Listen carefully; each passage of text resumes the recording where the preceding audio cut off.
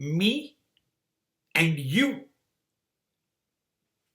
is the ultimate truth of this planet. હું અને તું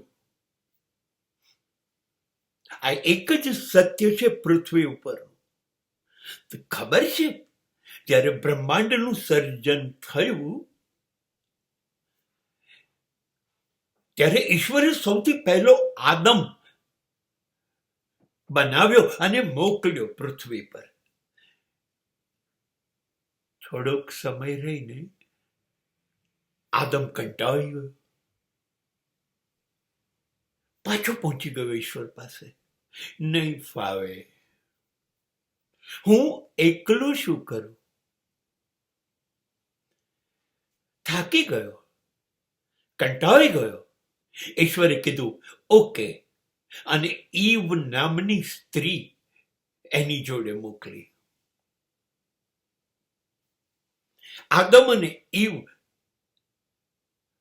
જેવા પૃથ્વી ઉપર ભેગા થયા,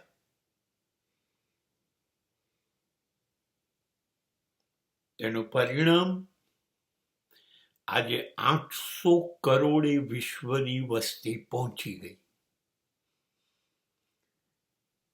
हम और तुम, एक मैं और एक तू.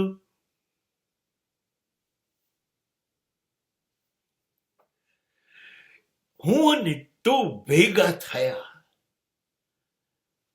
વિશ્વ ક્યાં પહોંચી ગયું? ચંદ્ર અને મંગળ ઉપર રહેવા જવાનું છે. હવે તો માનવીઓએ નદીઓ, સાગરો, પહાડો ને તો આપણે કંઈ ગણતા જ નથી.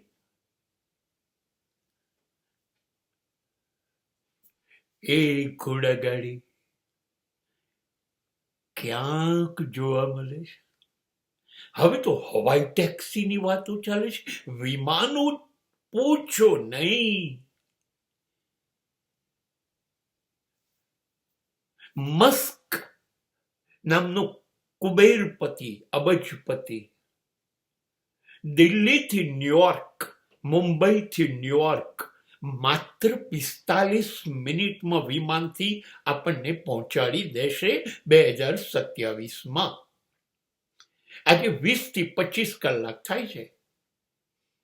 આ હું અને તું ભેગા થઈએ તો આ થાય છે.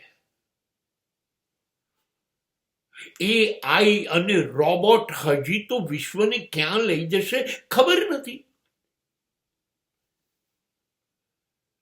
હું અને તું ટેકનોલોજી, મેડિકલ,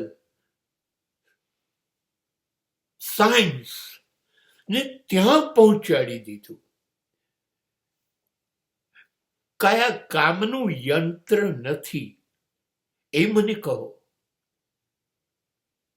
મેડિકલની તો ત્યાં વાત પહોંચી છે કે માણસે ગણતરીઓ કરવા માંડી. વૈજ્ઞાનિકો 500 વર્ષ સુધી માણસનું આયુષ્ય હોય એ અંગેના પ્રયોગો કરી રહ્યા છે.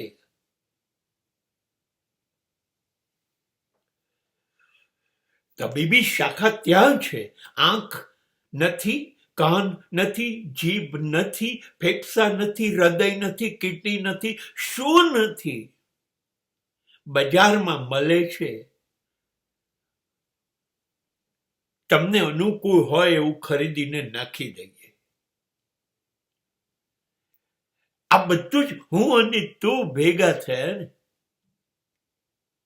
હું અને તું એટલે આપણે. me and you is equal to we.